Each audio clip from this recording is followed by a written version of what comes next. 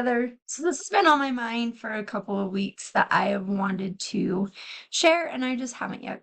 Um, a couple of weeks ago, my family and I, my husband and our two kids, went to FanX. It's Salt Lake City's idea of Comic-Con. And we love to go because we love Celebrity Row and the people we get to meet. And it's like the most joy for us in the world. My daughter wants to be a filmmaker one day. It just this is what we do to be happy. Um, but we got to meet Zachary Levi, and it was amazing. The most humble guy I think that I have ever met, at least on Celebrity Row. He was so nice. Um, he he spent so much time with us. His line took so long to get through, and then we learned why, because he really wanted to talk and get to meet his fans. He asked us each of our names, he fist bumped us, high-fived my son, he shook our hands. And he expressed his gratitude to us that we were willing to come and wait in his line and pay a large amount of money for him just to scribble on a picture of himself and have a picture taken with us.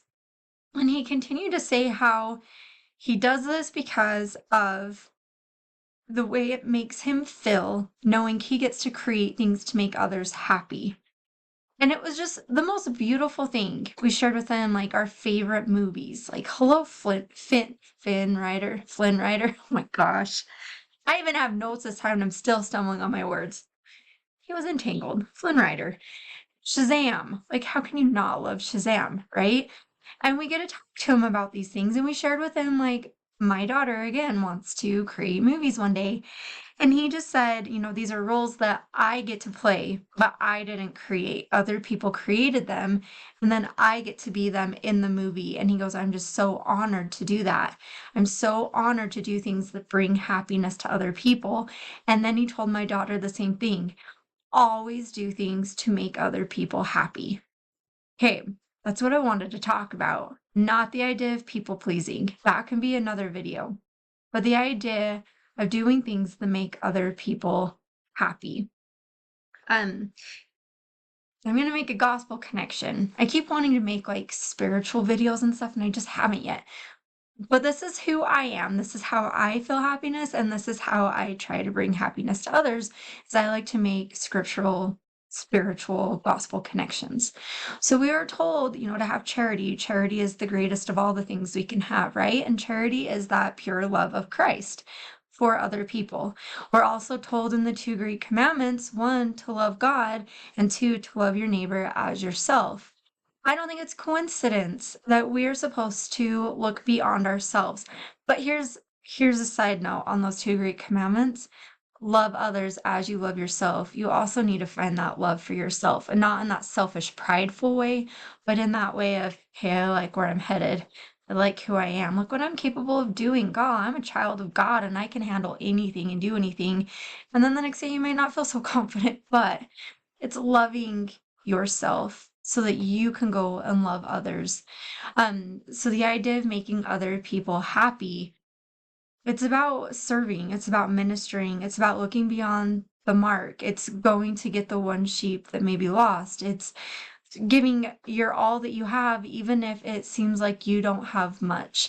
It's leaving a pizza at a doorstep, delivering a plate of cookies, texting when someone pops into your mind, offering a prayer for someone.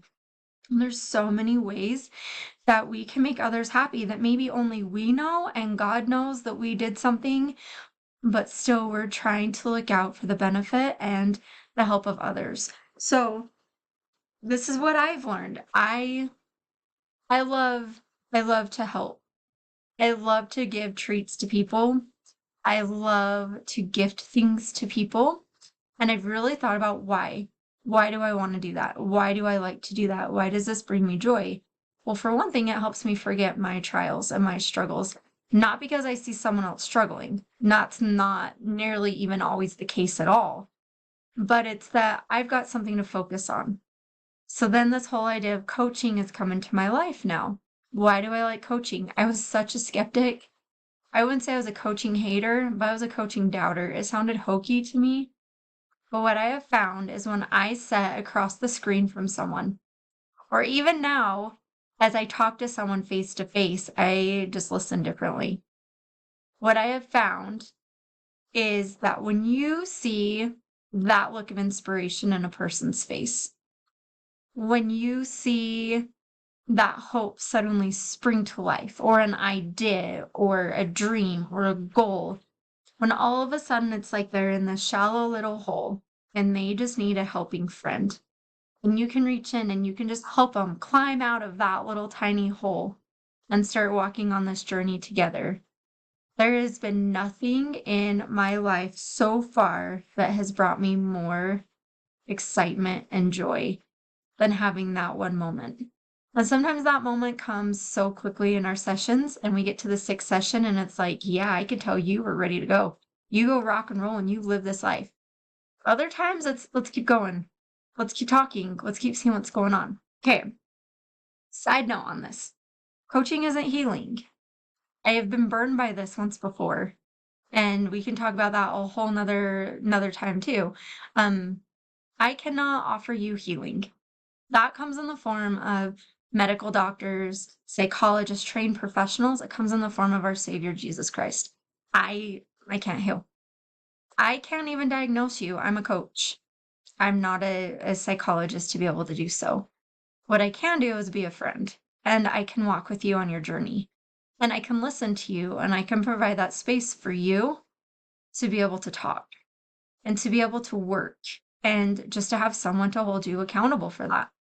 That gives me so much joy. I cannot even explain to you how happy it makes me. That's what coaching has done for me. For Zachary Levi, it's playing roles in movies and getting to meet his fans and spend 5 minutes with them while he scribbles his name on a picture of himself. For me, it's sitting across the table from a friend or sitting through Zoom with a client who I would also say is a friend, and just being able to listen, going on a walk, getting a phone call, getting a text message, talking at church, running into you at the grocery store, like whatever it is, it's just being there in that moment with a person and hoping that that moment leaves you just a little bit better off, because I promise you it's going to leave me feeling better as well. I can't believe how much I learn from clients, how much they teach me, how much they share with me. Um, so my question to you is, what things are you doing in your life right now that make it possible for you to help others to be happy? Hey, but happy is a big word. That's a big accomplishment. Happy is an external thing. So what if we just narrow it down to do things, make things, create things that help others to feel joy, to feel peace, to feel calm?